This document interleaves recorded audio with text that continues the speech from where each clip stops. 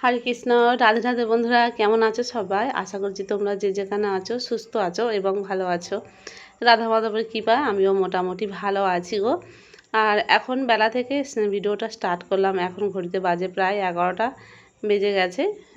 তো আমি মোটামুটি আমার টিফিন করা হয়ে গেছে আর ভাতটা রান্না করে নিয়েছি। টিফিনে করেছিলাম পাস্তা।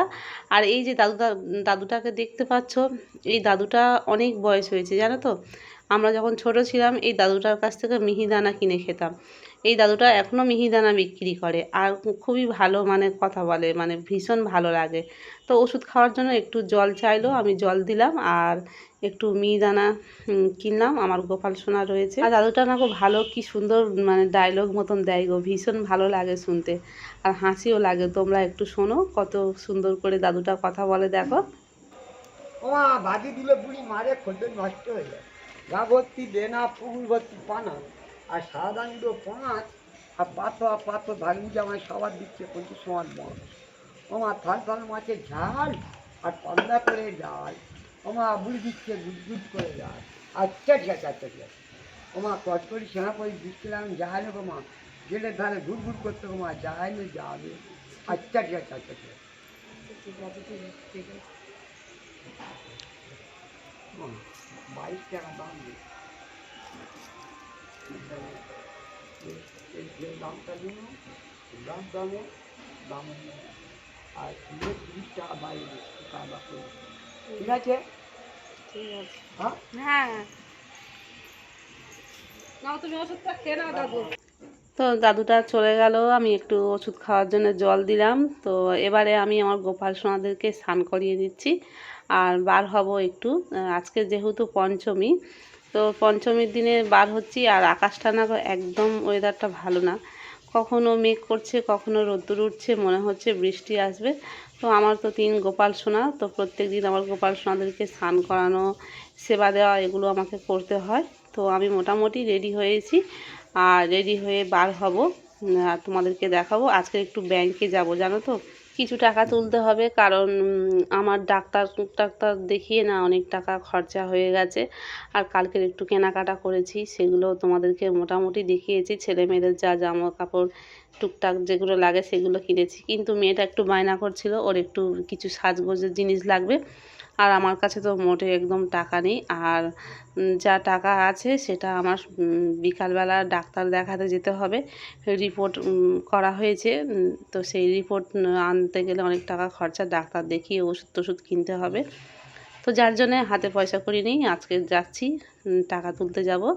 আর এই যে সকালবেলায় বেলাতে আমার গোপাল সোনাদের ভোগ নিবেদন করলাম, একটু মিহিদানা নিয়েছিলাম ওই যে কিনলাম, সেটা এখন গোপাল সোনাদের দিলাম। আর তারপরে আমি বার হয়েছি। বার হয়ে কিছু কাজ রয়েছে আমাদের ওখান থেকে, আমার একটা জায়ের সঙ্গে যাব। সেখানে একটা বাচ্চা মেয়ে হোস্টেলে থাকবে, আমি তো ওই হোস্টেলে ছিলাম। তো সেই জন্যে ওই আমার জাটা বলেছে যে আমি যেহেতু জানাশোনা আমার রয়েছে, তো সেই জন্য আমাকে একটু সঙ্গে করে নিয়ে যাচ্ছে। ওরা বিশেষ কিছু জানে না চেনে না, তো সেই জন্যে আমি যাচ্ছি ওদের সঙ্গে। আর এই যে আমার একটা দেওরের মেয়ে এখানে রয়েছে, তো দেখো সে কি সুন্দর কিউট আর খুবই দুষ্টু। এই দেখো না, আকাশটা মেঘলা হয়ে রয়েছে, মনে হচ্ছে যেন এক্ষুনি বৃষ্টি আসবে। তো তাড়াতাড়ি করে বার হতে হবে। আর বৃষ্টি এসে গেলে ভিজেও যেতে হবে। আর এমনিতে আমার শরীরটা খুব একটা ভালোও না। আর সঙ্গে আমার মেয়ে রয়েছে, সে বায়না করছিল ও একটু সাজগোজ কেনাকাটা করবে। আর সত্যি বলতে এমনি জামা কাপড় সমস্ত কিছু কিনেছি, কিন্তু সাজগোজ কিছু কেনা হয়নি। তো ভীষণ জোরে বৃষ্টি এসেছিলো, অনেকটা করে জল হয়ে গেছে, তোমাদের ক্যামেরা দেখাতে পারিনি। দেখতে পাচ্ছ রাস্তাঘাট পুরো ভিজে একদম পুরো। তো দেখো এখনও টিপটিপ করে বৃষ্টি পড়ছে। আর এই দেখো আমরা কিন্তু ঠাকুর দেখা শুরু করে দিয়েছি। এটা আমাদের বাপের বাড়ির এখানে ঠাকুর। এটা ছোটোবেলায় আমরা ভীষণ আনন্দ করে এখানে জামা কাপড় পরে এসে ঠাকুর দেখতে আসতাম জানো তো। সারাদিনে যে কতবার আসতাম তোমাদেরকে বলে বোঝাতে পারবো না। আর কী যে আনন্দ, কী যে মজাটা হতো ওই ঠাকুর দেখা নিয়ে, এতটাই আনন্দ। কিন্তু সেই আনন্দ কিন্তু এখন যেন সবার মধ্যে সেই আনন্দটাই নেই। আমার তো মনে হয় এখন সেই আনন্দটা কোথায় হারিয়ে গেছে। পুজোর যে আনন্দ সেটা যেন মনে হচ্ছে না। তবে হয়তো আমার সংসার ধর্ম হয়ে গেছে, সেই জন্য হয়তো আমাদের সেই অনুভূতিটা হচ্ছে না। তো যাই হোক, ঠাকুর দেখেছি। এখানে তো একটা ঠাকুর দেখলাম, একটু আইসক্রিম খেতে ইচ্ছা হলো, তো ভিজে ভিজে এমনি তো ভিজেই গেছি, আর মেয়ে সঙ্গে রয়েছে। মেয়ে বলছিল মা আইসক্রিম খাবো, মানে কিছু একটা খাবো, তো কি আর খাওয়া যাবে, তো সেই জন্য ভাবলাম একটু আইসক্রিম নিয়ে নিই, আর এখান থেকে আবার বাড়ি যাব।